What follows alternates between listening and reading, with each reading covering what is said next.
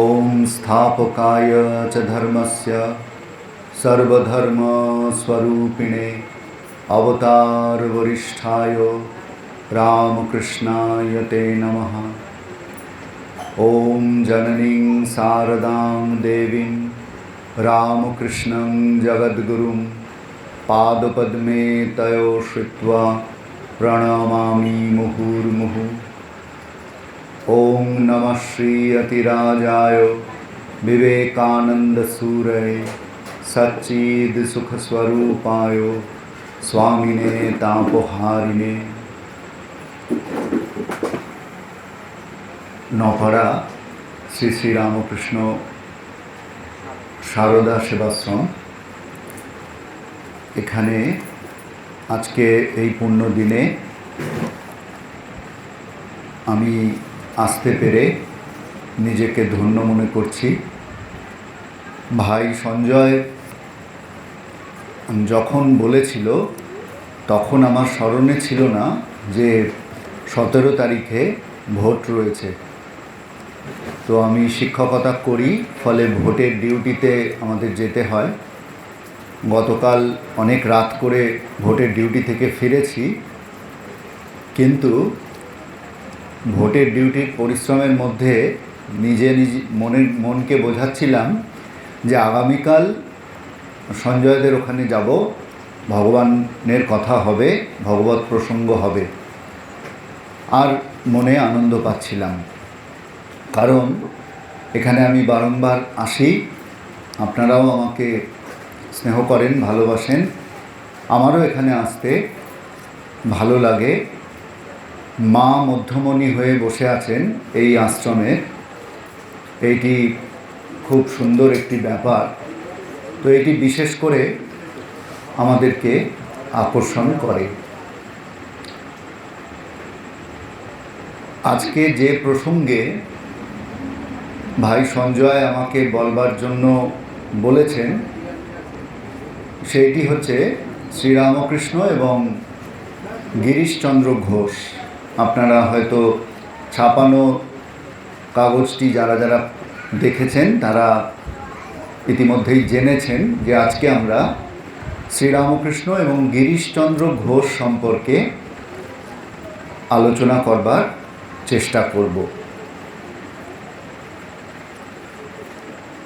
অক্ষয় কুমার সেন তিনি রামকৃষ্ণ পুঁথিতে এরকম বলছেন, আমি কয়েকটি পংক্তি সেখান থেকে শোনাচ্ছি। তিনি লিখছেন, কালীর মন্দিরে আমি আপনার মনে উপবিষ্ট হেন কালে দেখিনি রখিয়া, আইল মূরতি এক নাচিয়া নাচিয়া, কেবা সে যখন আমি জিজ্ঞাসিনু তাই, কহিল ভৈরব মুই আইনু হেথায়, কিবা প্রয়োজন তারে পুছিলে আবার, উত্তর করিল কার্য করিব তোমার। গিরিশ আমার কাছে আসিবার পর, দেখিনু ভৈরব সেই তাহার ভিতর। আমরা গিরিশচন্দ্র ঘোষকে সাধারণত দুভাবে দেখে থাকি। এক হচ্ছেন গিরিশচন্দ্র ঘোষ নাট্যকার, সে প্রসঙ্গে আসছি আমরা ধীরে ধীরে। তিনি বহু নাটক লিখেছেন। বাংলা নাট্য জগৎকে বলা চলে গিরিশ একাই এক সময়ে নাটককে জনপ্রিয় করেছেন। আপনারা যারা পুরনো দিনের মানুষ আছেন তারা জানেন যে থিয়েটারের যে সংস্কৃতি সেটা কিন্তু কলকাতার যে পরিচয়, কলকাতার যে সংস্কৃতি তার সঙ্গে থিয়েটার অঙ্গাঙ্গিভাবে জড়িত ছিল। আমার মনে আছে একদম ছেলেবেলায় বাবা মায়ের সঙ্গে আমরা এই সারকারিনা, স্টার থিয়েটার, এগুলোয় মিনার্ভা, এগুলোয় আমরাও থিয়েটার দেখতে এসেছি। আপনারা তো যারা প্রবীণ মানুষ আছেন তারাও দেখেছেন। এই যে থিয়েটার সংস্কৃতি, থিয়েটারের মধ্যে দিয়ে মানুষের কাছে পৌঁছনোর যে সংস্কৃতি, এটি কিন্তু গিরিশ ঘোষ জনপ্রিয় করেছিলেন। তার বিভিন্ন নাটকের মধ্যে দিয়ে। এইটা গিরিশ ঘোষের একটা বড় পরিচয় আমরা জানি। আরও একটা পরিচয় আছে, যারা আমরা রামকৃষ্ণ ভাবনায় ভাবিত তারা জানি যে গিরিশ ঘোষ শ্রীরামকৃষ্ণের অন্যতম ভক্ত ছিলেন। ভক্ত গিরিশের কথা আজকে আমরা নিশ্চয়ই আলোচনা করব। কেমন করে গিরিশ ঘোষের শ্রীরামকৃষ্ণ সান্নিধ্যে তার জীবন কেমন করে পাল্টে গেল, কেমন করে তিনি মদ্যপ গিরিশ থেকে একজন ভক্ত ভৈরবে পরিণত হলেন, সে কথায়ও আমরা আসব। কিন্তু এই যে অংশটি পড়লাম পুঁথি থেকে, এখানে একটি কথা আপনারা দেখলেন যে গিরিশ আসার পর ঠাকুর চিনতে পারলেন যে তিনি যে ভৈরবকে কালী মন্দিরে দেখেছিলেন, এই সেই ভৈরব। অর্থাৎ গিরিশ ঘোষকে শ্রীরামকৃষ্ণ যেমন তার অন্তরঙ্গদের বেশিরভাগকেই তিনি পূর্বে দর্শন করেছেন, দেখেই চিনতে পেরেছেন।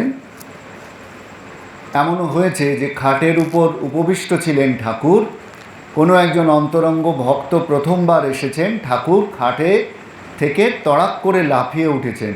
কি ব্যাপার না, পরে নিজেই বলছেন যে চেনা আত্মীয়কে দেখলে মানুষ যেমন আত্মীয় বাড়িতে এলে যেমন লাফিয়ে ওঠে, ঠিক তেমন একে দেখেও অনুরূপ অনুভূতি হয়েছে।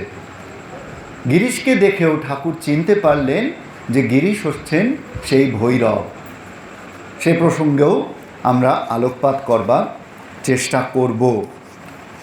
অর্থাৎ গিরিশের তিনটে দিক। এক নম্বর হলো যে গিরিশ যিনি নাট্যকার, গিরিশ যিনি কবি, মহাকবি বলে পরিচিত হয়েছেন। কলকাতার নাট্য সমাজে গিরিশ ইতিমধ্যেই বিখ্যাত হয়েছেন। কেমন করে সেই গিরিশ শ্রীরামকৃষ্ণ সান্নিধ্যে এসে পড়লেন, সেই গল্পটি আমরা শুনব। এবং একই সঙ্গে শ্রীরামকৃষ্ণের সান্নিধ্যে গিরিশ কেমন করে আজকের আলোচনার গিরিশচন্দ্র ঘোষ, ভক্ত ভৈরব গিরিশচন্দ্র ঘোষ হয়ে উঠলেন, সেই প্রসঙ্গ আমরা একটু করবার চেষ্টা করব। ইতিমধ্যেই শ্রীরামকৃষ্ণের সঙ্গে সাক্ষাৎকারের সময়ে গিরিশ কিন্তু চৈতন্যলীলা নাটক লিখে ফেলেছেন। তো চৈতন্যলীলা নাটক লিখেছেন, এবার এই চৈতন্যলীলা নাটক লিখেছেন 1884 খ্রিস্টাব্দে অভিনীত হচ্ছে চৈতন্যলীলা। তো এরকম আছে যে এবার বুঝতেই পারছেন চৈতন্যলীলা নাটকের বিষয়বস্তু অবশ্যই শ্রী শ্রী চৈতন্য মহাপ্রভু। তো চৈতন্য মহাপ্রভুকে কেন্দ্র করে একটা নাটক, তখন কলকাতায় যে সমস্ত গোঁড়া বৈষ্ণব বাবাজিরা আছেন বিভিন্ন মঠ ইত্যাদিকে আশ্রয় করে, তাদের অনেকেই কিন্তু এসেছেন নাটকটি দেখতে, এবং নাটক দেখে তারা তো একেবারে আপ্লুত হয়ে গেছেন। তা তাদের ধারণা হয়েছে যে নিশ্চয়ই এই নাটক যিনি লিখেছেন তিনিও নিশ্চয়ই পরম ভক্ত একজন কেউ হবেন। তার সঙ্গে তারা নাটকের পরে ওই বাবাজিরা দেখা করতে চাইলেন। তো তারা ভাবলেন যে নিশ্চয়ই এই নাটকের যিনি লেখক গিরিশচন্দ্র ঘোষ, তার সঙ্গে যখন দেখা করব তখন তাকে কেমন দেখব। নিশ্চয়ই দেখব তিনি সাদা ধুতি পাঞ্জাবি পরে রয়েছেন, গলায় তুলসীর মালা রয়েছে, হয়তো হরিনামের মালা জপ করছেন। তা না হলে তো এমন নাটক লেখা যায় না। তাদের এরকম একটা ধারণা জন্মালো। তো তারা যখন গিরিশের সঙ্গে দেখা করতে গেলেন বাবাজিরা, তখন কি হলো, গিরিশের গৃহে উপস্থিত হলেন। সেখানে উপস্থিত হয়ে বাবাজিরা দেখলেন যে গিরিশ, সে চোখ দুটো ঢুলু ঢুলু, চোখ লাল হয়ে আছে, আর সামনে অনেকগুলো বোতল সাজানো রয়েছে। তো বাবাজিরা জিজ্ঞাসা করলেন যে আপনি কি ওষুধ টষুধ খেয়েছেন, আপনি কি কোনো ওষুধ সেবন করেছেন? গিরিশ তখন চুপচাপ রয়েছেন। গিরিশ কিন্তু খুব একটা যে এই ব্যাপারগুলোকে পাত্তা দেন তা কিন্তু নয়, কে তার সুনাম করলো, কে তার বদনাম করলো, এতে গিরিশ নিষ্পৃহ, এতে তার কিছু এসে যায় না, এরকম একটা ব্যাপার। গিরিশ সরাসরি মুখের ওপর বলে দিলেন যে না, বোতলে ওষুধ নয়, মদ আছে। এই শুনে বাবাজিরা তো সেখান থেকে মানে কিভাবে পালাবেন তারা বুঝে উঠতে পারছেন না। তারা ভাবছেন যে চৈতন্য লীলার মতন একটা নাটক যিনি লিখেছেন, তিনি দিন দুপুরে ঘরে মদের বোতল সাজিয়ে মদ্যপান করছেন, এ কী করে সম্ভব? এই নাটক দেখতে কিন্তু ঠাকুর গেছিলেন। আমরা সেইখান থেকে আলোচনা শুরু করব, যদিও এটি তৃতীয় দর্শন। আমরা প্রথম দ্বিতীয় দর্শনের কথা পরে বলছি, তৃতীয় দর্শনের কথাই আগে বলি, যেহেতু চৈতন্য লীলার প্রসঙ্গ এলো। তো চৈতন্য লীলা দেখবেন বলে ঠাকুর সেখানে গেছেন। গিরিশ ঠাকুরকে দেখে একটু এগিয়ে গিয়ে অভ্যর্থনা জানালেন। ঠাকুর গিরিশকে দেখে নমস্কার জানালেন, প্রণাম জানালেন। গিরিশ প্রতি নমস্কার করলেন। কেউ নমস্কার জানালে তার প্রত্যুত্তরে নমস্কার জানানোটাই রীতি, গিরিশ সেটি করলেন। তখন ঠাকুর আরও বিনয় সহকারে আরেকবার নমস্কার জানালেন। গিরিশ দেখলেন এ তো মহাবিপদ, তখন গিরিশ আবার নমস্কার জানালেন। তার উত্তরে ঠাকুর আরও বিনয় সহকারে আরও একবার নমস্কার জানালেন। গিরিশও আবার নমস্কার করলেন, ঠাকুর আবার নমস্কার জানালেন। গিরিশ দেখলেন এ তো মহাবিপদে পড়লাম। প্রত্যেকবারই গিরিশ দেখছেন তার দিকের একটা নমস্কার কম পড়ে যাচ্ছে। কি করা যায়? যতই হোক দক্ষিণেশ্বর মন্দির থেকে পরমহংসদেব এসছেন, তিনি আমাকে প্রণাম করবেন আর চলে যাবেন, এটি তো হতে দেওয়া যায় না। গিরিশ তাই কী করলেন? মনে মনে ঠাকুরকে প্রণাম নিবেদন করলেন, শেষবারের প্রণামটি, যাতে গিরিশের তরফ থেকে একটি প্রণাম বেশি থাকে। এটি প্রথম দর্শন নয়, আমরা বললাম যে এটা তৃতীয় দর্শনের কথা। প্রথম দর্শনের আমরা প্রত্যেকটি দর্শন উল্লেখ করে করে এগোবো, তাহলে বোঝা যাবে যে কেমন করে নাট্যকার গিরিশ, মদ্যপ গিরিশ, ভক্ত গিরিশে পরিণত হচ্ছেন। আসলে এই জার্নিটাই, এই যাত্রাপথটাই আমাদের কাছে সবথেকে বেশি গুরুত্বপূর্ণ আলোচনা। কারণ আমরা সবাই এই যাত্রাপথে সামিল হতে চাই। গিরিশের জীবনী মুখস্থ করা আমাদের উদ্দেশ্য নয়। গিরিশ যে যাত্রায় শ্রীরামকৃষ্ণকে বকলমা দিতে পারেন, গিরিশ যে যাত্রায় বলতে পারেন ঠাকুর আমার ভার সর্বৈবভাবে নিয়েছেন, যে যাত্রায় গিরিশ, যে যাত্রার শেষে গিরিশ সর্বতোভাবে তাঁর শরণাগত হতে পারেন, সেই যাত্রাপথটি আমাদের কাছে আগ্রহের। কারণ আমরাও সেই শরণাগতির পথে যেতে চাই, কিন্তু কিছু দূর যাওয়ার পরেই হোঁচট খাই, বুঝতে পারি যে ঠিক ঠিক তাঁর শরণাগত আমরা হতে পারিনি। তাই গিরিশের এই দর্শনগুলি আমাদের কাছে খুব জরুরি। তৃতীয় দর্শনের কথা বলেছি। প্রথম দর্শন হয়েছিল ইন্ডিয়ান মিরর বলে একটি পত্রিকা ছিল, সেই পত্রিকায় পরমহংসদেবের কথা গিরিশ পড়েছিলেন। তো তার মনে হলো যে ব্রাহ্মরা বোধহয় জেনে শুনে এক পরমহংস খাড়া করেছে, প্রজেক্ট করা বলে এখনকার পরিভাষায়, ব্রাহ্মরা মনে হয় প্রজেক্ট করেছে। এই পরমহংস বলে সত্যি সত্যি তো সেরকম কিছু হতে পারে না, তো নিশ্চয়ই তিনি এরকম ব্রাহ্মরা মনে হয় কিছু একটা বানিয়েছেন, এরকম একটা, যেটা কিনা কেশব বাবুরা তাকে বিখ্যাত করে দিয়েছেন। তো প্রথম দিন যেদিন গিরিশ ঠাকুরকে দীননাথ বসুর বাড়িতে দেখলেন, বসুপাড়ায়, 1877 সাল নাগাদ হবে, সেই দিন সন্ধে হয়েছে, ঠাকুরের সামনে একটি সেজ আলো জেলে রাখা হয়েছে। ঠাকুর জিজ্ঞাসা করলেন সন্ধ্যা হয়েছে? শুনে গিরিশ ভাবলেন ঢং দেখো, সন্ধ্যা হয়েছে, সম্মুখে সেজ জ্বলছে, তবু ইনি বুঝতে পারছেন না সন্ধ্যা হয়েছে কিনা। সামনে আলো রাখা হচ্ছে, ইনি আবার জিজ্ঞাসা করছেন সন্ধ্যা হয়েছে, তাই ইনি বুঝতে পারছেন না সন্ধ্যা হয়েছে কিনা, নিশ্চয়ই ঢং করছেন। অর্থাৎ প্রথম দর্শনে শ্রীরামকৃষ্ণকে দেখে শ্রীরামকৃষ্ণের মনটিকে গিরিশ কিন্তু চিনতে পারেননি। আপনারা ভক্ত আছেন এখানে, সবাই শ্রী শ্রী রামকৃষ্ণ কথামৃত নিশ্চয়ই নিত্য অনুধ্যান করেন।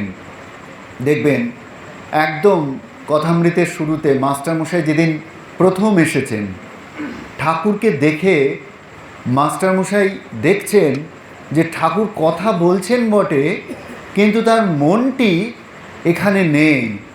রবীন্দ্রনাথের গানে যেমন আছে, দূরে কোথাও দূরে দূরে, ঠাকুর কথা বলছেন এখানে বসে। তিনি তার দক্ষিণেশ্বরের এই ছোট ঘরটিতে রয়েছেন, খাটের ওপর উপবিষ্ট, কিন্তু তার মনটি কিন্তু এখানে নেই, অন্য কোথাও সংযুক্ত হয়ে আছে। মাস্টারমশাই লিখছেন যে অন্যমনস্ক। এই অন্যমনস্কতা যে সাধারণ আমার আপনার অন্যমনস্কতার থেকে ভিন্ন, মাস্টারমশাই সেটি ধরতে পেরেছিলেন।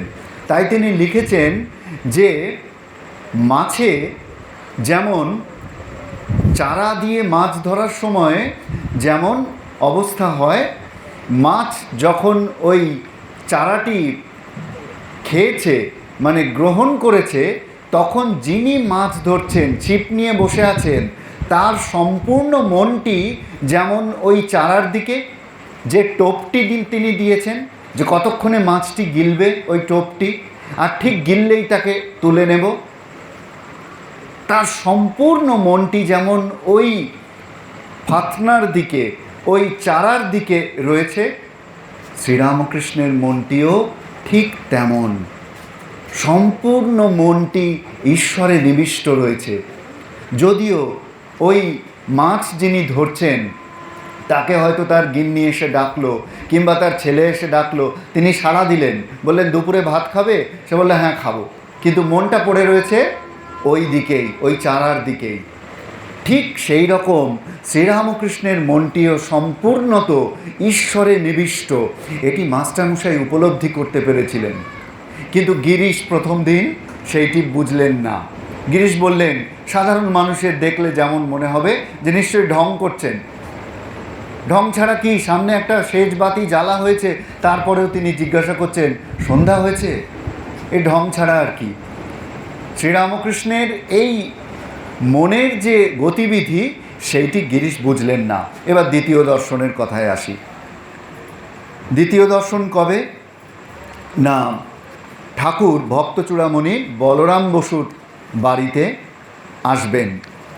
তো বলরাম বসুর বাড়িতে গিরিশ গেছেন, অনেক সংকোচের পরে গেছেন, যে দেখেছি তো সেই দিন প্রথমবার, আর কি দেখার আছে, কিন্তু তবু দেখবার একটা আগ্রহ মনের মধ্যে অনুভব করছেন। গিরিশ সেখানে গেলেন।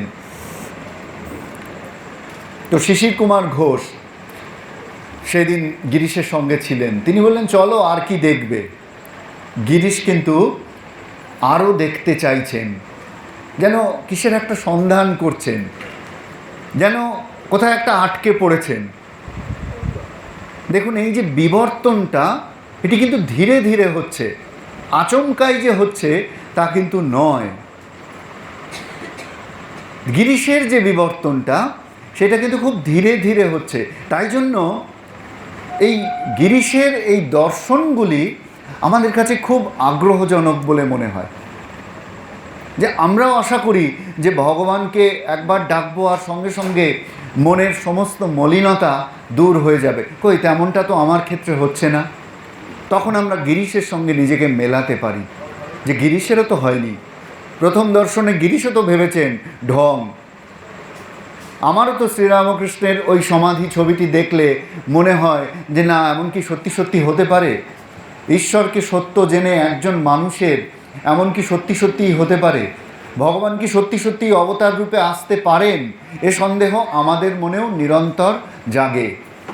তো গিরিশ দ্বিতীয় দর্শনে যেন আরও বেশি আকৃষ্ট হলেন। তৃতীয় দর্শনেও গিরিশবাবু কিন্তু ঠাকুরকে চিনলেন না। চতুর্থ দর্শনে পূর্বে গিরিশ কিছুটা, তৃতীয় দর্শনের কথা আগেই বলেছি, চৈতন্যলীলার সেই ঘটনার কথা। ঠাকুর চৈতন্যলীলা দেখতে গেছেন, গিরিশ তাকে বসিয়েছেন, ঠাকুর প্রণাম জানিয়েছেন, গিরিশও প্রতি নমস্কার জানিয়েছেন, এরকমভাবে চলেছে। চতুর্থ দর্শনে গিরিশ কিন্তু ততদিনে মনে মনে গুরুর সন্ধান করতে শুরু করেছেন। কিন্তু ওই যে স্তোত্রটি মনে মনে বলেছেন, গুরুর ব্রহ্মা গুরুর বিষ্ণু গুরুর দেব মহেশ্বর, এই কী করে হয়?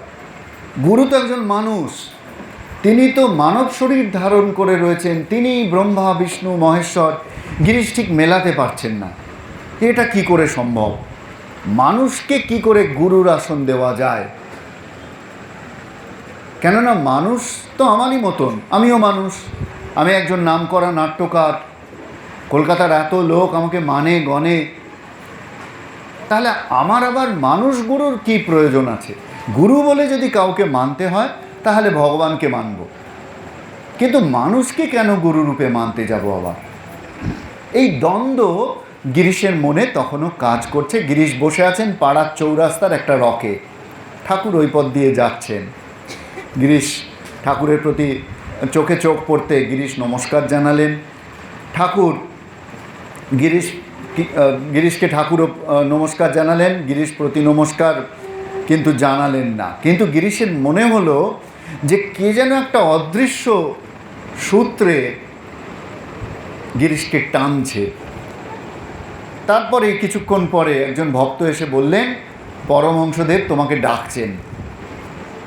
গিরিশ গেলেন বলরাম মন্দিরে, গিয়ে ঠাকুরের সেই ভাবস্থ অবস্থায় ঠাকুরকে দেখছেন।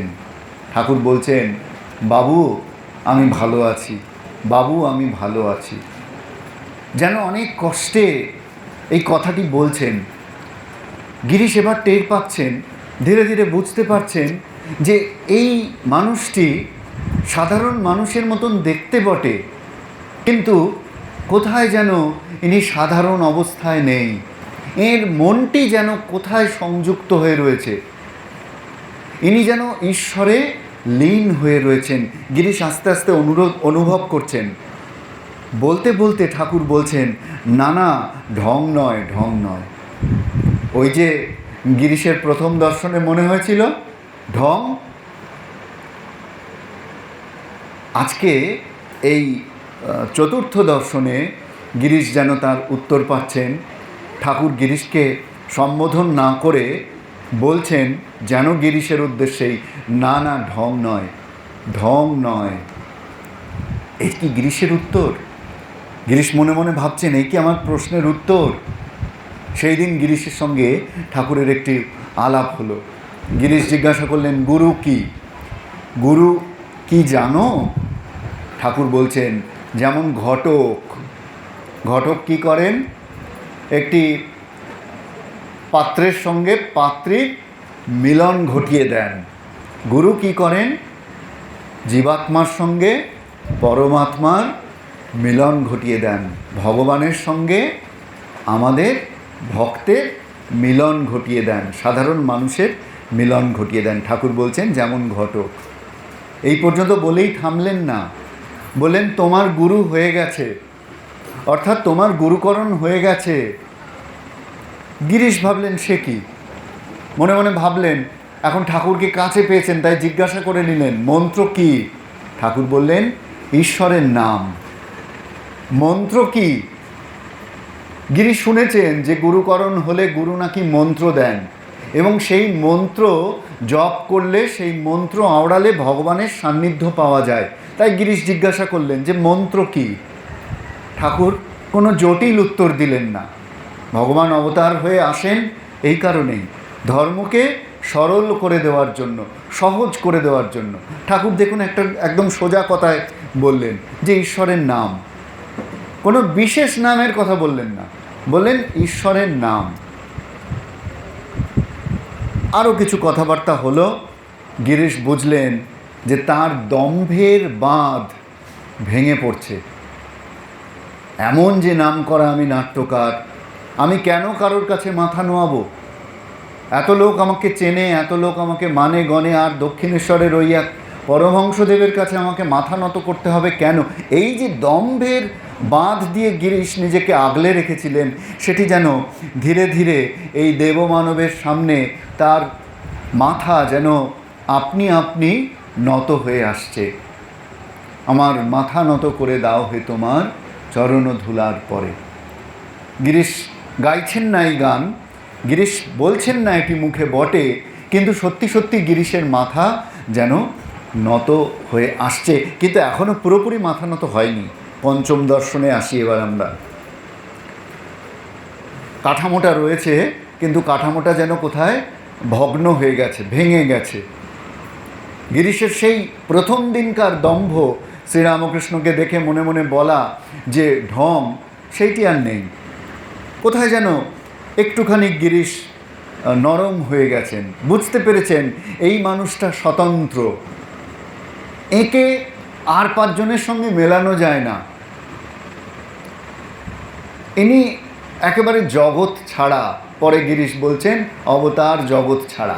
তো সত্যি এই শ্রীরামকৃষ্ণ নামক মানুষটি যে জগৎ ছাড়া, এইটি গিরিশ বুঝতে পেরেছেন। আর যতবার তার সান্নিধ্য লাভ হচ্ছে ততবার যেন গিরিশের মাথা নত হয়ে আসছে। গিরিশ চাইছেন মাথাটাকে সোজা করে রাখতে, কিন্তু পারছেন না। এক অদ্ভুত আকর্ষণ গিরিশ অনুভব করছেন নিজের মধ্যে। পঞ্চম দর্শনের কথায় আসি। দেবেন্দ্রনাথ মজুমদার থিয়েটারের সাজঘরে এসে বললেন ঠাকুর অভিনয় দেখতে এসেছেন। তখন গিরিশ বলেন বেশ তো, ভালো বক্সে নিয়ে গিয়ে বসান। দেবেন্দ্রনাথ বাবু তখন বললেন যে আপনি অভ্যর্থনা করে নিয়ে আসবেন না, শ্রীরামকৃষ্ণ এসেছেন, যান অন্তত তাকে একটু অভ্যর্থনা করে নিয়ে আসবেন। গিরিশ বলেন কেন, আমি না গেলে উনি কি আর গাড়ি ছেড়ে নামতে পারবেন না নাকি? মানে তখনও কোথায় একটা যেন দম্ভ রয়েছে যে কী এমন ব্যাপার, রামকৃষ্ণদেবকে আনার জন্য আমাকে আবার গাড়ি পর্যন্ত যেতে হবে, আমি না গেলে উনি গাড়ি থেকে নামতে পারবেন না। বললেন বটে, দেখুন এই যে দ্বন্দ্ব, বললেন মুখে এই কথাটা বলছেন, কিন্তু ঠাকুর যখন এসেছেন তখন আমার চরণ স্পর্শ করে প্রণাম করলেন। এইটি কিন্তু হলো। গিরিশ তখনও অনুভব করতে পারছেন না যে গুরু কেমন হন। গিরিশ দেখছেন যে ঠাকুর বসেছেন বটে, কিন্তু তার বাকি শিষ্যেরা দাঁড়িয়ে রয়েছেন। তা ঠাকুর জিজ্ঞাসা করলেন যে আমার কি আবার টাকা লাগবে? তো গিরিশ বললেন যে না, রামকৃষ্ণদেবের জন্য টাকা লাগবে না, কিন্তু তোমাদের লাগবে। সঙ্গে যারা ভক্তরা রয়েছে তাদেরকে টাকা দিয়েই টিকিট কেটে নাটক দেখতে হবে, বিনি পয়সায় হবে না পুরোপুরি। আবার এইদিকে চরণ স্পর্শ করে প্রণামও করছেন। একটা দ্বন্দ্ব চলছে গিরিশের মধ্যে, টানাপোড়েন চলছে। এই যে গুরুকরণ হওয়া, গিরিশের মতো মানুষের পক্ষে একজন মানুষকে গুরু হিসেবে মেনে নেওয়া, আমরা শুনেছি বটে যে গিরিশচন্দ্র ঠাকুরকে বকলমা দিয়েছিলেন। আমরাও মনে মনে বললাম ঠাকুর আমি তোমাকে বকলমা দিলাম, দিয়ে যা যা চাওয়ার আছে আমাদের, চাকরি বাকরি, ছেলের ভালো বিবাহ, মেয়ের ভালো বিবাহ, ভালো বাড়ি, ভালো গাড়ি ইত্যাদি চেয়ে নিলাম, বকলমা দিয়েছি, চাইতেই পারি। এবার ঠাকুরের দায়িত্ব আমাকে সব পাইয়ে দেওয়ার। এই বকলমা দেওয়া, শরণাগত হওয়া শব্দটার সঙ্গে আমরা পরিচিত, কিন্তু গিরিশ যে যাত্রাপথটি অতিক্রম করছেন সেটির সঙ্গে আমরা সবসময় অতটা পরিচিত নই। তাই এই দর্শনগুলির কথা একে একে আমরা আলোচনা করছি। পঞ্চম দর্শনে আমরা দেখলাম যে গিরিশের সেই এখনো পর্যন্ত সেই শরণাগতি আসেনি, একটা শ্রদ্ধা জন্মেছে বটে। গিরিশ দেখলেন ঠাকুর বসেছেন বলে তার ভক্তরা সকলে দাঁড়িয়ে আছেন। গিরিশ অবাক হলেন যে কি ওরা বসছেন না কেন? ওরা কিন্তু কেউ বসলেন না, ওই দেবেন্দ্রনাথ বাবু ওরা। গুরুর প্রতি শ্রদ্ধা কেমন হয় গিরিশ দেখলেন, যে ওদের গুরু চেয়ারে বসে আছেন বলে ওরা কিন্তু বসতে পারলেন না, দাঁড়িয়ে রইলেন। গিরিশ মনে মনে একটু ক্ষুণ্ণও হলেন। আবার একই সঙ্গে একটা শ্রদ্ধার নবধারা গিরিশের হৃদয়ে যেন প্রবাহিত হতে লাগলো, যে এইভাবে গুরুকে শ্রদ্ধা করতে হয়। কই আমার মধ্যে তো সেই শ্রদ্ধা নেই, আমার মধ্যে তো সেই সরলতা নেই, আমি তো পারছি না। আমারও তো ইচ্ছা করছে ওই চরণ দুটো স্পর্শ করবার, কিন্তু আমি পারছি না। কেন পারছি না? এত মনের মধ্যে এত অসুবিধা কেন হচ্ছে? ঠাকুর গিরিশকে ধরিয়ে দিলেন সূত্রটা এই দর্শনে। ঠাকুর বললেন, তোমার মনে বাঁক আছে, তোমার মনে বাঁক আছে। তিনি মনটি দেখতে পেয়েছেন, তাই তাকে আমরা অন্তর্যামী বলি। অন্তর্যামী, অন্তরে যিনি গমন করতে পারেন। শ্রীরামকৃষ্ণ গিরিশের অন্তরে প্রবেশ করেছেন, তাই বলছেন তোমার মনে বাঁক আছে, আড় আছে, বাঁক আছে। গিরিশ বুঝলেন যে আরে আমার মনে কি চলছে ইনি বুঝলেন কি করে? ইনি কি তাহলে মন দেখতে পান? ইনি কি মনের কথা বুঝতে পারেন?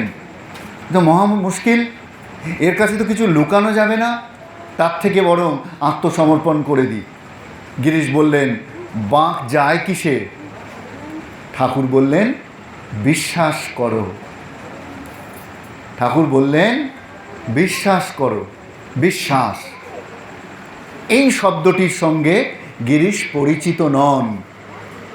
বিশ্বাস করতে গেলে মনকে যে পর্যায়ে নিয়ে যেতে হয় সেইটির সঙ্গে গিরিশ পরিচিত নন। এর পরের দর্শনে ঠাকুর আবার জিজ্ঞাসা করছেন, আমার মনের বাঁক যাবে তো? উনি তো ধরে ফেলেছেন, ওনার কাছে তো আর লুকিয়ে লাভ নেই। আমার মনে যে বাঁক আছে, আমার মনে যে অনেক পেঁচ আছে, সরলতা নেই, আমি যে সহজে তার কাছে আত্মসমর্পণ করতে পারছি না। যদিও তিনি বলেছেন তোমার গুরু হয়ে গেছে, তবু আমি তো তাকে মনে মনে গুরু বলে মানতে পারছি না। আমার তো মনে এখনও সন্দেহ যে গুরু মানব শরীর নিয়ে গুরু হন কি করে। গিরিশ তো জানেন তার মনে বাঁক আছে, গিরিশ তো জানেন তার মন সরল হয়নি। আর গিরিশ এটিও বুঝতে পারছেন, পরমহংসদেব বুঝতে পেরেছেন আমার মনে বাঁক আছে। তাই গিরিশ আর কোনো ভনিতা না করে সরাসরি ঠাকুরকে জিজ্ঞাসা করলেন, আমার মনের বাঁক যাবে তো?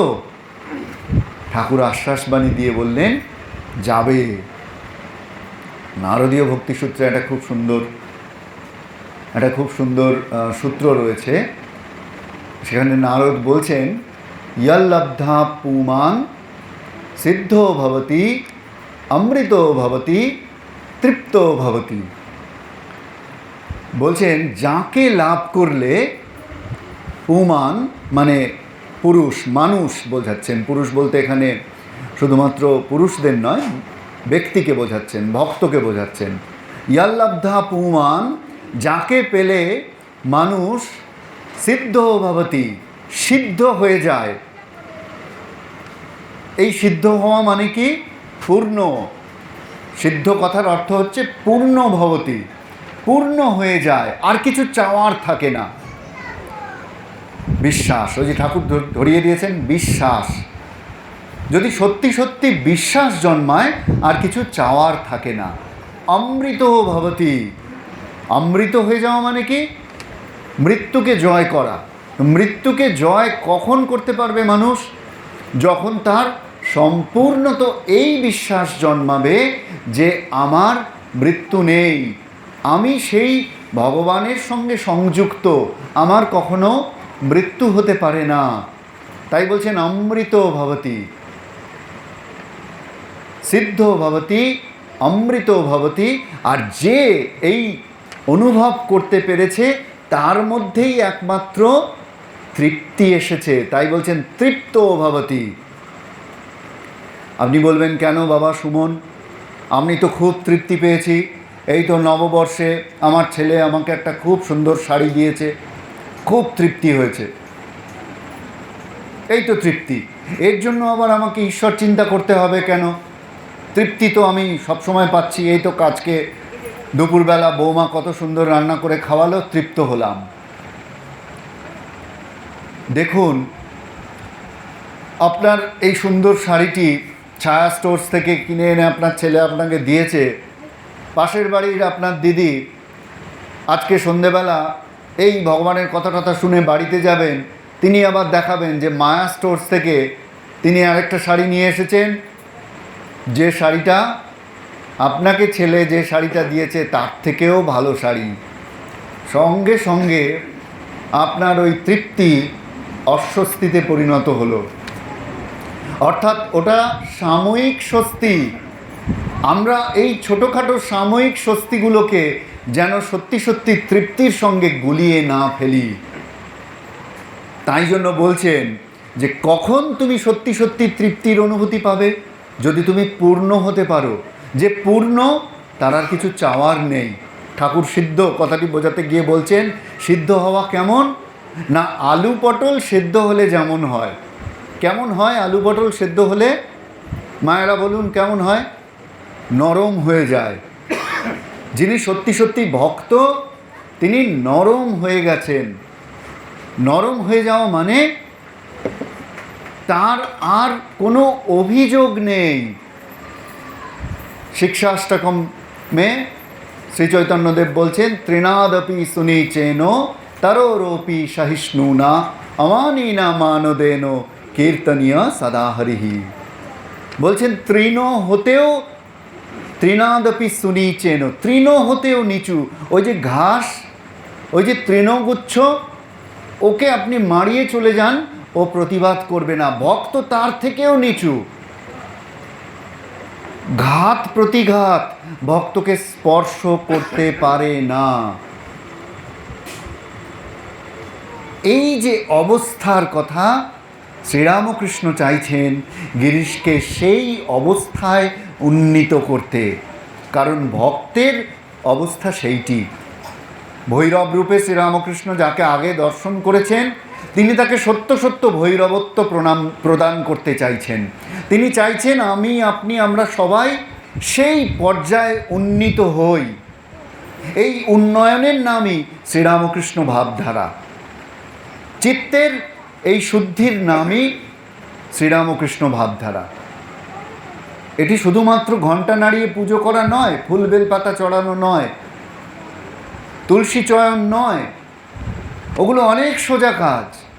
কিন্তু এই নিজের চিত্তকে শুদ্ধ করা, শেষে মা সারদা দেবী একটি কথা বলছেন যে ভগবান না বলে কি হয়? দুটো শিং বেরোয় না, চিত্ত শুদ্ধি হয়, চিত্তের মলিনতা দূর হয়ে যায়। তাই চৈতন্যদেব বলছেন চেতো দর্পণ মার্জনম, চেতো দর্পণ মার্জনম, চিত্তরূপ দর্পণকে নিয়মিত মার্জনা করো। এই চিত্তরূপ দর্পণে তুমি নিজেকে দেখতে পাবে। তুমি কেমন তুমি জানো। ওই যে গিরিশ ঘোষ বুঝতে পারছেন, এসে বলছেন আমার মনে বাঁক যাবে তো। গিরিশ তো জানেন তার মনে কি আছে। আমরা সকলেই জানি আমাদের মনটা কেমন, তাই তো? আমরা নিজেদের মনকে তো দর্পণের মতন দেখতে পাই সেখানে নিজেকে। আমার মন কেমন? আমার মন হিংসায় জর্জরিত, জ্বালায় জর্জরিত, বিদ্বেষে জর্জরিত, নাকি ভালোবাসায় পূর্ণ, সে তো আমি জানি। তাই চিত্ত দর্পণের মতো। তাই বলছেন চেত দর্পণ মার্জনম, ভগবানের নামই একমাত্র চিত্তরূপ দর্পণের মার্জনা করতে পারেন। অর্থাৎ চিত্তরূপ দর্পণটিকে ধুয়ে মুছে সাফ করতে গেলে, চিত্তের মলিনতা দূর করতে গেলে ভবদাবাগ্নি নির্বাপনম, ভবদাবাগ্নিকে নির্বাপন করতে গেলে ভগবানের নামই একমাত্র স্মরণ। তাই ঠাকুর দেখুন সরল করে গিরিশবাবুকে বলে দিলেন, কোনো জটিল তত্ত্ব দিয়ে নয়। জানতে চাইলেন মন্ত্র কি? বলেন ঈশ্বরের নাম। এবার তুমি কি নাম জপ করবে বাপু সেটি তুমি চিন্তা করো। জিজ্ঞাসা করলেন আমার মনের বাঁক আছে সে তো আমি বুঝেছি, আপনিও বুঝে গেছেন, যাবে তো? বলেন হ্যাঁ যাবে, যাবে। ওই দিন দেবেন্দ্রনাথ বাবু গিরিশবাবুকে পরামর্শ দিলেন দক্ষিণেশ্বরে যাবেন। দক্ষিণেশ্বরে পরমহংসদেব থাকেন, দক্ষিণেশ্বরে যাবেন। এবার সপ্তম দর্শনকাল। ষষ্ঠ দর্শনের কথা বললাম রামচন্দ্রের বাড়িতে, যেদিন ঠাকুর বললেন হ্যাঁ যাবে, মনের বাঁক যাবে, আছে বটে তবে যাবে। ওই চেত দর্পণা মার্জনম, মার্জনা হবে, চিন্তা করো না, মার্জনা হবে। এর পরের দিন গিরিশবাবু দক্ষিণেশ্বরে গেছেন, ঠাকুরের পায়ের কাছে বসেছেন, পাদপদ্মে প্রণাম করেছেন, মনে মনে গুরুর ব্রহ্মা গুরুর বিষ্ণু স্তোত্রটি আবৃত্তি করেছেন। মুখে বলেননি, কিন্তু মনে মনে আবৃত্তি করেছেন। এবার ঠাকুর একটু উপদেশ দিতে আরম্ভ করেছেন, একটু ভগবানের কথা বলতে আরম্ভ করেছেন, যেমনটি তিনি বলেন। গিরিশ কি বলছেন দেখুন, বলছেন আমি উপদেশ শুনবো না, আমি উপদেশ শুনবো না, আমি অনেক উপদেশ শুনেছি, তাতে কিছু হয় না। আপনি যদি আমার কিছু করে দিতে পারেন করুন। অর্থাৎ আমার অত সময় নেই, উপদেশ শোনা টোনার আমার সময় নেই। আপনি যদি সরাসরি কিছু করে দিতে পারেন করুন। আমার মনটিকে যদি আপনি উচ্চ স্তরে নিয়ে যেতে পারেন তাহলে আপনি করুন, আমি পারবো না, আমি অত উপদেশ শুনতে পারবো না। গিরিশ জিজ্ঞাসা করছেন আপনি কে? ঠাকুর বলছেন আমায় কেউ বলে আমি রামপ্রসাদ, কেউ বলে রাজা রামকৃষ্ণ, আমি এখানেই থাকি। ফেরবার সময় গিরিশ জানতে চাইছেন আমি আপনাকে দর্শন করেছি, আমার কি আবার যা করতে হয় তাই করতে হবে? অর্থাৎ আমি তো আপনাকে দর্শন করেছি, আর পাঁচজন যা করে, আর পাঁচজন যেমন জপ ধ্যান করে, আর পাঁচজন যেমন তীর্থে যায়, আর পাঁচজন যা যা করে, আমাকেও কি করতে হবে?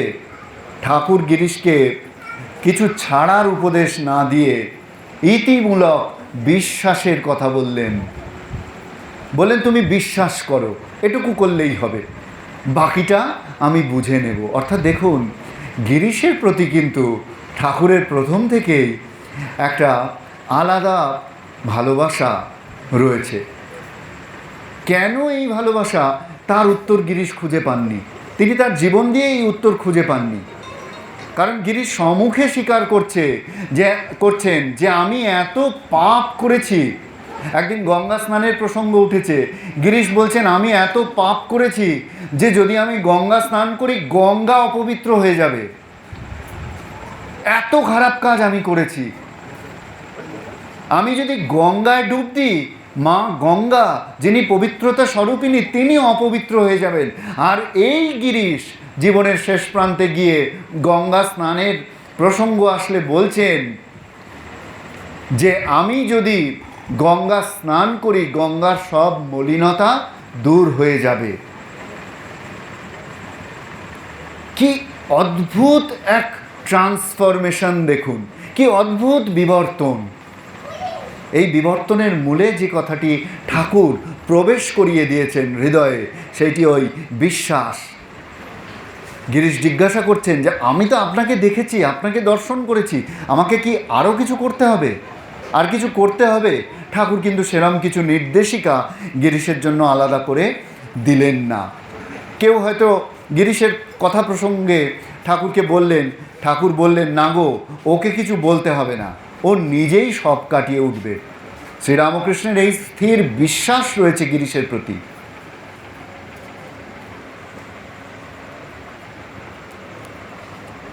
গিরিশ বলছেন পরবর্তীকালে, এই যে পরম আশ্রয় দাতা, ইহার পূজা আমার দ্বারা হয় নাই, মদ্যপান করিয়া ইহাকে গালি দিয়াছি, শ্রীচরণ সেবা করিতে দিয়াছেন, ভাবিয়াছি এ কি আপদ।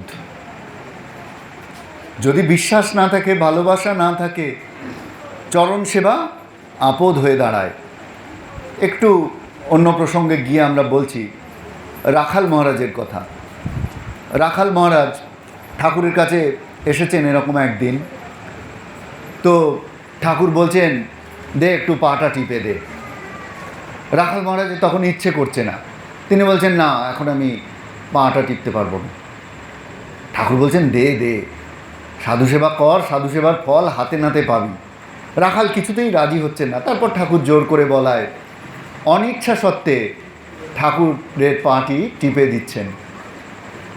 একবার দুবার পা টিপে দিতেই রাখাল মহারাজ দেখছেন ছোট্ট একটি মেয়ে, কালো রং, পায়ে নুপুর পরা, গলায় একটি রক্তজবার মালা, আলুলায়িত কেশ, ওই ঘরে প্রবেশ করে ঠাকুরের এই ছোট খাটটির চারপাশে বেশ কয়েকবার ঘুরে আবার উত্তরের বারান্দা দিয়ে বেরিয়ে চলে গেলেন।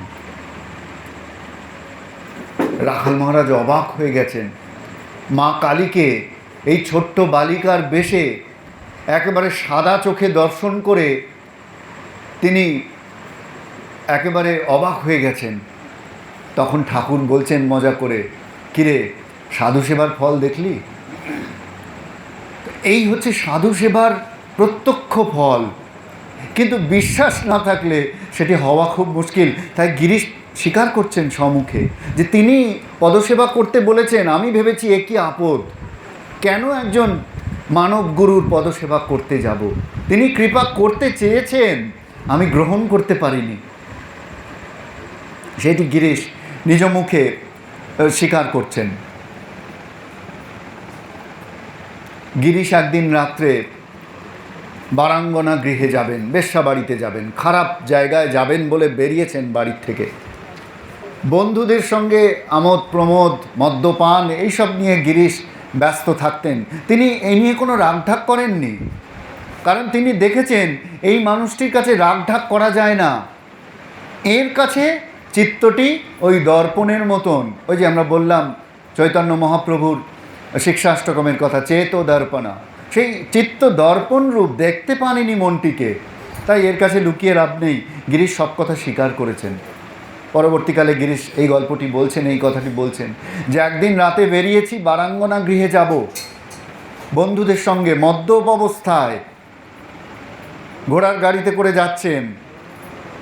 হঠাৎ রাস্তায় মনে হলো যে দক্ষিণেশ্বরে যাই। কি এক অদৃশ্য আকর্ষণ অনুভব করছেন, কিন্তু এই অবস্থায় দক্ষিণেশ্বরে যাব কি করে? মন্দিরের গেট কি খুলবে? মন্দিরের ফটক কি খুলবে? দক্ষিণেশ্বরে চলে গেলেন। গিরিশের কণ্ঠস্বর শুনে ঠাকুর বাইরে এলেন। বাইরে এসে মদ্যপানের বিহ্বল গিরিশের হাত ধরে তাকে ভেতরে ধরে নিয়ে গেলেন, আর হরিনাম ও নৃত্য করতে লাগলেন। কোথায় যাবেন বলে কোথায় যাবেন বলে গিরিশ বেরিয়েছেন ভুলে গেলেন। তার উদ্দেশ্য কী ছিল তিনি ভুলে গেলেন। ওই হরিনামে মাতোয়ারা করে দিলেন ঠাকুর। ঠাকুরের পুণ্য স্পর্শে হৃদয় দ্রবীভূত হয়ে গেল। ভগবানের স্পর্শে কি না হতে পারে। আবার চৈতন্যদেবের কথা মনে পড়ছে, একটু বলি, অপ্রাসঙ্গিক হবে না খুব একটা। চৈতন্যদেব এরকম নীলাচলে রয়েছেন, স্বর্গদ্বার, আপনারা তো পুরীতে গেছেন, সেই স্বর্গদ্বারের কাছে তিনি সমুদ্র দেখে তার যমুনা বলে ভ্রম হয়েছে। যমুনা ভেবে তিনি সেই যমুনায় বিলীন হয়ে যাওয়ার মতন অবস্থা হয়েছে, সমুদ্রে নেমে পড়েছেন। ধীবররা যারা মাছ ধরেন, জেলেরা, তারা রাত থাকতে মাছ ধরতে বেরিয়ে পড়েন অনেক দূরে চক্রতীর্থের কাছে।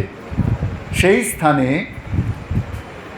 চৈতন্যদেবের ওই ঈশ্বরে লীন হয়ে থাকা সমাধিস্থ অবস্থার সেই পূত পবিত্র শরীরখানি সেইখানে ভেসে উঠেছে। ধীবররা জাল ফেলেছেন, সেই জালে ধীবর টানছেন, দেখছেন খুব ভারী কি যেন একটা আসছে। টেনে যখন কাছে পেয়েছেন তখন দেখছেন এক দিব্য শরীর, এখনো প্রাণ আছে।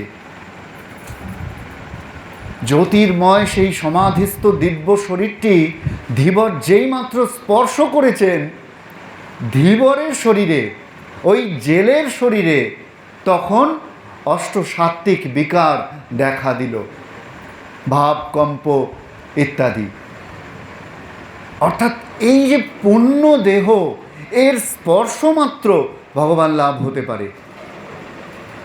ধীবরের ক্ষেত্রে সেইটি হলো।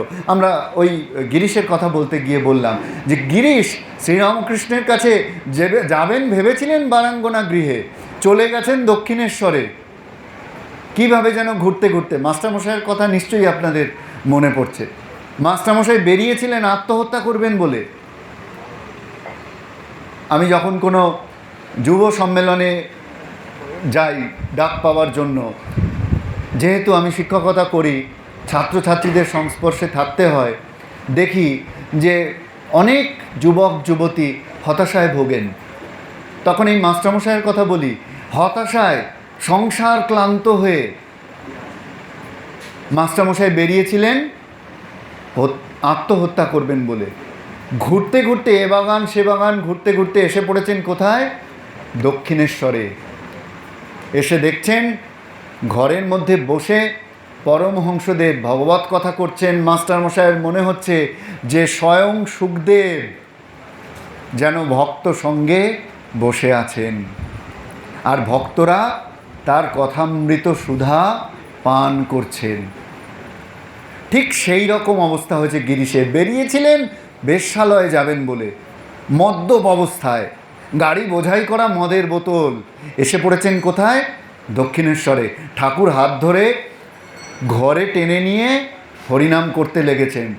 গিরিশ বলছেন যে এমন এক গভীর রাতে যে সময় পরমাত্মীয় দরজা খুলবে না, এই মদ্যপ অবস্থায় দেখলে পরমাত্মীয় বলবে কালকে এসো, আজকে নয়, সে সময়ও পরমহংসদেব আমাকে আপন করে কাছে ডেকে নিলেন। এই হচ্ছে গিরিশের এই দর্শনটির কথা আমরা বললাম। একদিন ঠাকুর গেছেন, গিরিশের নাটক দেখতে গেছেন।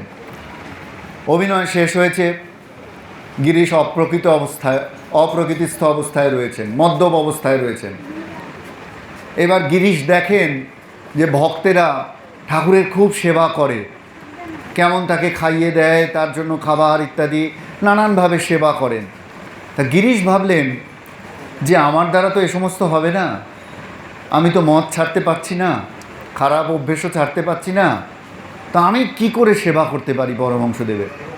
অনেক ভেবেচিন্তে গিরিশের মনে হলো যে ঠাকুর যদি আমার ছেলে হয়ে আসেন তাহলে তার আমি সেবা করতে পারবো। এবার ওই অভিনয় শেষে তিনি ঠাকুরের পা জড়িয়ে ধরে বললেন, ধরে বসলেন, বলো তুমি আমার ছেলে হবে। বারবার বলার পরে ঠাকুর বললেন, না, আমি তোমার ছেলে হতে যাব কেন? আমার বাবা শুদ্ধ সত্য ব্রাহ্মণ ছিলেন, আমি তোমার ছেলে টেলে হতে পারবো না। ব্যাস, যেই বলা, গিরিশ তো একদম রেগে আগুন, অকথ্য গালিগালাজ করতে লাগলেন শ্রীরামকৃষ্ণকে। অকথ্য গালিগালাজ, মুখে যা আসলো বলতে লাগলেন। ঠাকুর সব চুপ করে সহ্য করলেন, একটি কথাও বললেন না। ঠাকুরের সঙ্গে যারা ছিলেন ভক্তরা, তারাও রেগে গেলেন। পরের দিন সকালবেলা দক্ষিণেশ্বরে আবার সেই প্রসঙ্গ উঠল, গত রাতের কথা। ভক্তেরা বলতে লাগলেন যে ঠাকুর আপনি আর কখনো গিরিশের কাছে যাবেন না, কাল যে ভাষায় আপনাকে গালিগালাজ করেছে, যে অপমান করেছে, আর আপনি যাবেন না। সে সময় সেখানে উপস্থিত ছিলেন রামচন্দ্র দত্ত। রামবাবু তখন বললেন যে না, যাবেন না কেন? আপনি তো এই করতেই এসেছেন। দেখুন, আপনি কৃষ্ণ অবতারে কালীয় সাপের বিষ হজম করেছেন, আপনি শ্রীরামচন্দ্র অবতারে মারিচাদি ঋষিদের উদ্ধার, এই অসুরদের উদ্ধার করেছেন, তাহলে আপনি চৈতন্য অবতারে জগাই মাধাইকে উদ্ধার করেছেন, তাহলে গিরিশ কেন বঞ্চিত হবে? আপনি ওকে বিষ দিয়েছেন, তাই সে বিষ উগড়েছে। কালীয় নাগের স্ত্রীরা তাই বলেছিল ভগবান শ্রীকৃষ্ণকে, তারা বলেছিল প্রভু আপনি তো আমাদের স্বামীকে বিষ দিয়েছেন, তাই সে বিষ বমন করেছে। আপনি যদি অমৃত দিতেন সে অমৃত বর্ষণ করত, তা আপনি যা দিয়েছেন তাই করেছে। গিরিশের উদ্দেশ্যেও, গিরিশের কথা স্মরণ করিয়ে দিয়েও রামচন্দ্রবাবু ঠিক সেইটি বললেন। বললেন আপনি গিরিশের মুখে যা দিয়েছেন গিরিশ তাই বলেছে, আপনি গালিগালাজ দিয়েছেন, গিরিশ গালিগালাজ বলেছে, আপনি যদি ভালো কথা বলতেন গিরিশ তাই বলতো। এতে তো গিরিশের কোনো দোষ নেই। ঠাকুর যেন এই কথাটি অপেক্ষা করছিলেন। তিনি যাবেন বলে প্রস্তুত, রামচন্দ্রবাবুর গাড়িতে করেই গিরিশের বাড়ি চলে গেলেন। যে গিরিশ আগের রাতে তাকে গালিগালাজ করেছে, মারতে উদ্যত হয়েছে বললেও ভুল বলা হবে না, সেই গিরিশের বাড়ি ঠাকুর চলে গেলেন। গিরিশ বলছেন, আজ যদি তুমি না আসতে ঠাকুর, তাহলে বুঝতুম তুমি এখনো নিন্দা স্তুতিকে সমান জ্ঞান করনি, তোমার পরমহংস নামে অধিকার আসেনি। আজ বুঝেছি তুমি সেই, আর আমাকে ফাঁকি দিতে পারবে না। এবার আমি তোমাকে আর ছাড়ছি না। বলো বলো তুমি আমার ভার নেবে, আমায় উদ্ধার করবে। বলছেন ইয়ল্লব্ধা চাপরং মন্নতে নাধিকং তত ইয়াস্মিন স্থিতে ন দুঃখেন গুরুণাপি বিচল্লতে। গীতায় ভগবান বলছেন যাকে পাওয়ার পর ইয়ল্লব্ধা চ অপরং মন্নতে নাধিকং তত, মনে আর কোনো চাহিদা থাকে না। যাকে পেলে, ওই যে আগে আমি নারদীয় ভক্তিসূত্রের সূত্রটির কথা বললাম, ভক্ত কেমন হয়? সিদ্ধ ভবতি অমৃত ভবতি। ভক্ত কেমন হবে? অমৃতময় হবে। ভক্তকে চেনা যাবে কি করে? শুধুমাত্র মন্দিরে যাই, মঠে যাই, ফুলমালা নিয়ে যাই, মিষ্টির প্যাকেট নিয়ে যাই, না, এইভাবে না। ভক্তকে চেনা যাবে তাকে দেখলে। অমৃত ভবতি, সে অমৃত স্বরূপ। তাকে স্পর্শ করলে আমিও অমৃতময় হয়ে যাব। তাই বলছেন ইয়ল্লব্ধা চাপরং মন্যতে নাধিকং তত ইয়াস্মিন স্থিতে না দুঃখেন গুরুণাপি বিচল্লতে। যাকে পেলে আর কিছু চাওয়ার থাকে না, হৃদয় পূর্ণ হয়ে যায়। তাই জন্য বলছেন সিদ্ধ ভবতি। সিদ্ধ ভবতি মানেই পূর্ণ ভবতি, পূর্ণতা প্রাপ্ত হয়, জীবন পূর্ণতা লাভ করে। অমৃত ভবতি, অমৃতময় হয়ে ওঠে আমাদের জীবন। তো গিরিশ সেই কথাটি বলছেন, বলো তুমি আমার ভার নেবে, আমায় উদ্ধার করবে। কয়েকবার গেছেন গিরিশবাবু, আত্মসমর্পণ করেছেন ঠাকুরের কাছে, সর্বতোভাবে আত্মসমর্পণ করেছেন। এখন ঠাকুরকে জিজ্ঞাসা করছেন এখন থেকে আমি কি করব? ঠাকুর বলছেন যা করছেন তাই করো, যা করছো তাই করে যাও, এদিক ওদিক দুদিক রেখে চলো। তারপর যখন একদিন ভাঙবে তখন যা হয় করবে, তবে সকাল বিকেল তার স্মরণ মননটা রেখো। সহজ করে দিচ্ছেন। অবতার আসেন এই কারণেই যাতে ধর্ম আমাদের কাছে সহজ হয়ে যায়। দেখুন একটা সোজা পন্থা বলে দিচ্ছেন গিরিশকে, সকাল বিকেল স্মরণ মনন। গিরিশ ভাবছেন আমি কি স্মরণ মনন করব? আমি তো অর্ধেক দিন মদ খেয়ে পড়ে থাকি, ভুলেই যাব তার স্মরণ মননের কথা। তো স্মরণ মননটা করব কখন? নাটক রয়েছে একদিকে আমার নিজস্ব বদ অভ্যেসগুলি রয়েছে, স্মরণ মননটা হবে কখন? তা বলছেন স্মরণ মনন আমি তো রোজ করতে পারবো না। আবার ভাবছেন যে যদি একটা নিয়মে আবদ্ধ হয়ে পড়ি, এই সকালবেলা স্মরণ মনন, বিকেলবেলা স্মরণ মনন, এ তো আমার দ্বারা হবে না। ঠাকুর তখন আরও সহজ করে দিয়ে বলছেন আচ্ছা তা যদি না পারো তো খাবার শোবার আগে তার একবার স্মরণ করে নিও, একবার স্মরণ করে নিও। গিরিশ বলছেন তাও যদি না পারি? গিরিশ জানেন তার জীবনযাত্রাটি কেমন, আর ঠাকুরই তো তাকে বলেছেন যে তোমায় কিছু ছাড়তে হবে না। তো গিরিশ বলছেন তাও যদি না পারি? তখন ঠাকুর বলছেন আচ্ছা তবে আমায় বকলমা দে। যদি কিছুই না পারো, স্মরণ মনন কিছুই করতে পারছো না, কিন্তু তা সত্ত্বেও হৃদয়ে এত বিশ্বাস, এত শরণাগতি রয়েছে, এমন অপূর্ব শরণাগতি গিরিশের জন্মেছে মনে, যে এরপরেও তিনি জানেন আমি স্মরণ মনন করতে পারবো না। এমনকি খাবার পরে শোবার আগে একবারটি প্রণাম, তাও হয়তো অর্ধেক দিন করতে পারবো না। মদ্যপ অবস্থায় গাড়ি থেকে শরীরটি তুলে এনে কেউ হয়তো বিছানায় শুইয়ে দেবে, কি করে ভগবানের নাম স্মরণ করব? সেদিন কি হবে? কথা দিয়ে ফেললে যে কথা ভঙ্গ হয়ে যাবে, সেদিন কি হবে? ঠাকুর তখন বলছেন আমায় বকলমা দে। এই হচ্ছে বকলমা, সম্পূর্ণ শরণাগতি। এই অবস্থায় গিরিশ ধীরে ধীরে পৌঁছেছেন, তার এই ট্রান্সফরমেশন ঘটেছে, তিনি সম্পূর্ণ শরণাগত হয়েছেন, তবেই ঠাকুর তার বকলমাটি গ্রহণ করেছেন। এখন এই বকলমা অবস্থায় আমার বলার কোনো অধিকার থাকে না। আমরা সে প্রসঙ্গে আসছি।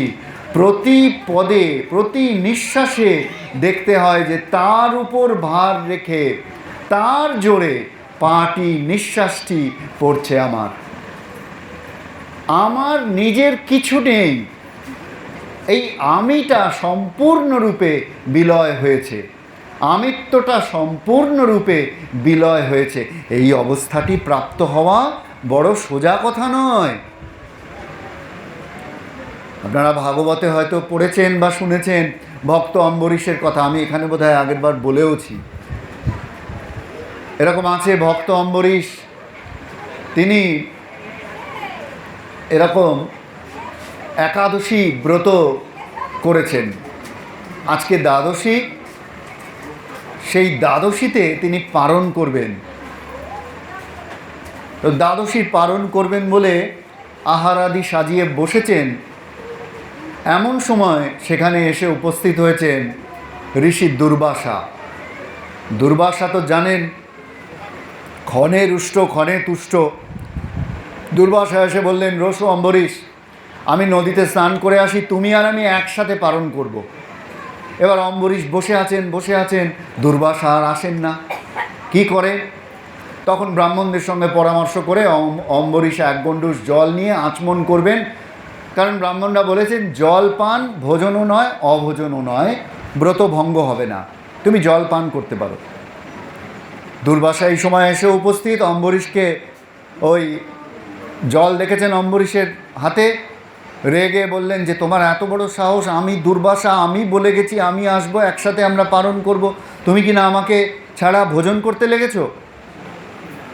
বলে তিনি সঙ্গে সঙ্গে নিজের জটা ছিঁড়ে এক ভয়ানক কৃত্যা দৈত্য ওখানে সৃষ্টি করলেন, যে ভক্ত অম্বরীশের দিকে ধাবিত হলো তাকে হত্যা করবে বলে। এবার ভক্ত অম্বরীশ কি করছে দেখুন। ভক্ত অম্বরীশ বলছেন যে আমি ভগবানের নাম করেছি, আমি হরি স্মরণ করেছি, আমি তাঁর শরণাগত হয়েছি, আমি এখান থেকে এক চুলও নড়ব না। মারতে হয় হরি মারবেন, রাখতে হয় তিনিই রাখবেন। এই সম্পূর্ণ শরণাগত হয়ে ভক্ত অম্বরীশ সেখানে স্থির হয়ে দাঁড়িয়ে রইলেন। বৈকুণ্ঠে ভগবান বিচলিত হলেন যে ভক্ত যখন সম্পূর্ণ শরণাগত, তিনি যখন সমস্ত ভার তাঁরই উপর ছেড়ে দিয়ে বসে আছেন, তখন তিনি বাধ্য হন।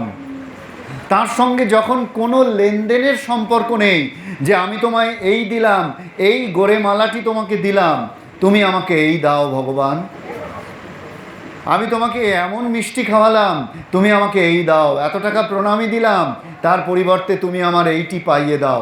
এই লেনদেনের সম্পর্ক যখন নেই, তখন ভগবান ভার নিতে বাধ্য। তিনি সুদর্শনকে প্রেরণ করলেন। সুদর্শন এসে সেই ভয়ানক কৃত্যাকে তো হত্যা করলই, তারপর সুদর্শন ধাবিত হলো দুর্বাসার দিকে। ভাবুন, ব্রাহ্মণ ঋষি দুর্বাসা, তার পিছনে সুদর্শন ধাবিত হচ্ছে কাকে বাঁচানোর জন্য? এক ভক্তকে বাঁচানোর জন্য। দুর্বাসা ত্রিভুবন ঘুরে ভগবান বিষ্ণুর চরণে এসে শরণাগত হলেন। ভগবান, আমি দুর্বাসা, আমাকে সুদর্শন হত্যা করতে উদ্যত হয়েছে, আপনি আমাকে রক্ষা করুন। ভগবান বললেন, দেখো দুর্বাসা, ভক্তের পদাঘাত আমি বুকে ধারণ করেছি, সেও আমি সহ্য করতে রাজি আছি, কিন্তু ভক্তের অপমান আমি সহ্য করতে রাজি নই। তুমি আমার ভক্তের প্রতি ক্ষতি করবে বলে উদ্যত হয়েছিলে, আমার ভক্তের হানি করবে বলে উদ্যত হয়েছিলে। তোমাকে যদি কেউ রক্ষা করতে পারে এই ত্রিভুবনে, তাহলে ওই একমাত্র ভক্তই রক্ষা করতে পারে। দুর্বাসা এলেন অম্বরীশের কাছে। এবার অম্বরীশের অবস্থাটি দেখুন, ভক্ত কেমন হবেন। অম্বরীশ ভুলে গেছেন দুর্বাসা কিছুক্ষণ আগে তাকে হত্যা করতে উদ্যত হয়েছিলেন। অম্বরীশ দুর্বাসাকে দেখে বললেন, কি হয়েছে মুনিবর? দুর্বাসা বললেন, আমাকে বাঁচাও। অম্বরীশ তখন করজোরে সুদর্শনের কাছে প্রার্থনা করলেন যে, হে সুদর্শন, আমি জানি না কি হয়েছে, কিন্তু আপনি যদি আমার কোনো পুণ্য থাকে, সেই পুণ্যের দোহাই দিয়ে আপনাকে প্রার্থনা করি, আপনি ঋষিবর দুর্বাসাকে রক্ষা করুন। দুর্বাসা রক্ষা পেলেন সে যাত্রা। এই হচ্ছে শরণাগতি, সম্পূর্ণরূপে তাঁরই উপর নির্ভর করে থাকা। গিরিশ ঠিক সেইটি করেছিলেন। 1886 খ্রিস্টাব্দের 1 জানুয়ারি কাশীপুর কল্পতরু দিবস। শ্রীরামকৃষ্ণ তার দেহ অশক্ত, তিনি বিছানা ছেড়ে উঠতে পারেননি দীর্ঘদিন। আজকে এই পুণ্য দিনে দেখা গেল তিনি তত্তর করে সিঁড়ি দিয়ে বেশ নেমে এলেন, ভক্তদের মাঝখানে এসে উপস্থিত হয়েছেন দীর্ঘদিন পরে। ভক্ত ভৈরব গিরিশচন্দ্র সেখানে উপস্থিত ছিলেন। গিরিশ প্রথম এগিয়ে এলেন। গিরিশকে দেখে ঠাকুর গিরিশের উদ্দেশ্যে জিজ্ঞাসা করলেন, গিরিশ, তুমি যে সকলকে বলে বেড়াও এত কথা, এর কথা যে বলে বেড়াও, অর্থাৎ এই যে অবতারত্বের কথা গিরিশ শতমুখে প্রচার করেন, গিরিশ জেনেছেন সত্য সত্য যে ইনি সেই অবতার। ওই যে বললেন তুমি সেই পূর্ণ ব্রহ্ম নারায়ণ আবার শ্রীরামকৃষ্ণ দেহ ধারণ করে ধরাধামে অবতীর্ণ হয়েছেন, গিরিশ এটি সত্য সত্য জেনেছেন। তাই সে কথা গিরিশ সবার কাছে বলে বেড়ান। ঠাকুর বললেন যে তুমি যে এই কথা বলে বেড়াও, তুমি কি দেখেছো বুঝেছো? গিরিশ তখন কি বলছেন? বলছেন, ব্যাস বাল্মীকি যাঁর হত্যা করতে পারেননি তার সম্পর্কে আমি আর অধিক কি বলতে পারি। ব্যাস বাল্মীকি যার কথা বলে শেষ করতে পারেননি, আপনি তো সেই, আমি আপনার কথা অধিক কি বলতে পারি। ঠাকুর কথাটি শুনে অত্যন্ত তৃপ্ত হলেন, খুশি হলেন। তারপর সকলের উদ্দেশ্যে আশীর্বাণী করলেন, বললেন, আমরা জানি সেই কথা, তোমাদের চৈতন্য হোক। শ্রেষ্ঠ আশীর্বাদ ভগবান শ্রীরামকৃষ্ণ অবতারে আমাদের করলেন, চৈতন্য হোক। গাড়ি বাড়ি ধন সম্পত্তি বিষয় আশয় জাগতিক সমস্ত চাহিদা এসব তিনি পূরণ করবেন কি করবেন না সে কথা অনেক তুচ্ছ। শ্রেষ্ঠ যে জীবনের চাহিদা হতে পারে, মানব জীবন সার্থক হতে পারে যেটির প্রাপ্তিতে, সেই চৈতন্যের আশীর্বাদ শ্রীরামকৃষ্ণ আমাদের করলেন। বললেন তোমাদের চৈতন্য হোক। আমরা জানি কঠোপনিষদের সেই ঘটনা, নচিকেতাকে যখন যমধর্মরাজ বলেছিলেন তুমি যা খুশি চেয়ে নাও, ধন সম্পত্তি, সুন্দরী রমণী, রাজ্যপাট, কি চাও বলো, সব দিতে রাজি আছি, কিন্তু বাপু তুমি ওইটি চেও না, আত্মতত্ত্ব জানতে চেও না। নচিকেতা জিজ্ঞাসা করেছিলেন, বলুন মৃত্যুর পর কি হয়, কোথায় যায় আত্মা, আমি কে, আমার আত্মা কেমনভাবে পরমাত্মার সঙ্গে সংযুক্ত, পরব্রহ্ম কি, এ কথার উত্তর চাই আমি। নচিকেতা বললেন যে না, আমি জেনেছি ওই বিষয় আশয় তুচ্ছ, আমি জানি ওই জায়গা জমি বিষয় আশয় রাজ্যপাট সৌন্দর্য দেহ সৌন্দর্য ক্ষণিকের তরে, আমি সেই সত্যটি জানতে চাই যেটি পরম সত্য। বাধ্য হয়ে যমধর্মরাজ সেই উপনিষদ কঠোপনিষদে সেই তত্ত্ব নচিকেতার সামনে প্রকাশ করলেন। আর শ্রীরামকৃষ্ণ অবতারে গিরিশ এবং অন্যান্য ভক্তরা তাদের কাতর প্রার্থনায়, তাদের স্তুতিতে ভগবান তুষ্ট হলেন। তুষ্ট হয়ে তিনি আমাদের সকলের উদ্দেশ্যে সেই আশীর্বাদ করলেন, অধিকার কি বলবো, তোমাদের আশীর্বাদ করি, তোমাদের চৈতন্য হোক। আমাদের মানব জন্ম এই আশীর্বাণী দিয়ে সার্থক হয়ে উঠবে। এই আশীর্বাদ ভগবান গিরিশচন্দ্রের মধ্যে দিয়ে আমাদের কাছে যেন পৌঁছে দিলেন। গিরিশ জানতে চেয়েছিলেন যে আমার হবে তো, ঠাকুর বলেছিলেন রসুনের বাটি, রসুনের গন্ধ কি আর সহজে যায়? একটা বাটিতে আপনি রসুন ছেঁচেছেন, গন্ধ কি সহজে যাবে? ধুয়ে ফেললেও যাবে? যাবে না। গিরিশ হতাশ হয়েছিলেন। ঠাকুর সেই হতাশা দূর করে দিয়ে আবার বলেছিলেন যে তবে আগুনে পোড়ালে রসুনের গন্ধটন্ধ সব পালিয়ে যায়।